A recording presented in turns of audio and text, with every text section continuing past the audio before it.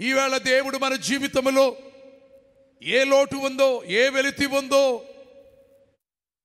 ఏది మనకు చాలా ఇబ్బందిగా ఉందో, వీటన్నిటి కొరకు చేయవలసిన పని ఏమిటి అంటే దేవుని సాన్నిధ్యములోనికి వెళ్ళి, ఆయన పాదముల దగ్గరికి వెళ్ళి, ప్రభువా నేను ఖాళీ కుండ వంటి స్థితిలో ఉన్నాను,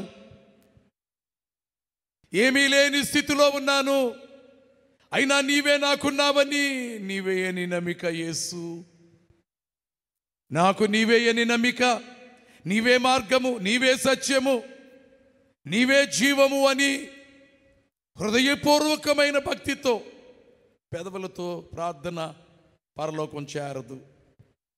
అనగా నామకార్థపు ప్రార్థన పెదవులతో నేను చేస్తాం కదా అని మీరు అనొచ్చు. అంటే పెదవులతో మాత్రమే కానీ మనస్సు ఏకీభవించని ప్రార్థనలు పరలోకం చేరవు.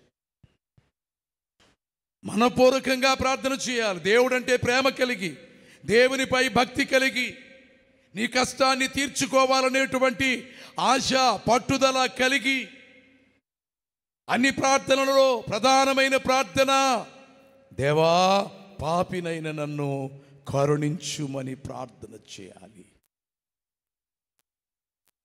నీ పాపాన్ని ఒప్పుకోకుండా నీ హృదయంలోనే దాన్ని కప్పుకొని నీవెన్ని ప్రార్థనలు చేసినను ఆ ప్రార్థనకు నెరవేర్పు లేదు.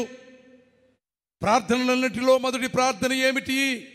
సుంకరి చేసినటువంటి ప్రార్థన, దేవా పాపినైన నన్ను కరుణించుము. ఆ పాపములు క్షమించేవారు దేవుడు. ఆ పాపముల నుండి నిన్ను రక్షించడానికి దేవుడు యేసు క్రీస్తు ప్రభువుగా ఈ లోకమునకు వచ్చి ఉన్నాడు.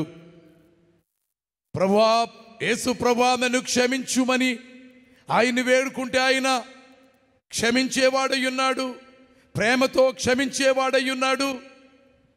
నీ పాపములను జ్ఞాపకం చేసుకొనను అని యెషయా గ్రంథములో దేవుడు చేసిన వాగ్దానాన్ని నెరవేర్చువాడై ఉన్నాడు. గనుక ముందుగా దేవునికి నీకును అడ్డుగా ఉన్న వాటిని తొలగించుకొని పాపక్షమాపణ పొందాలి.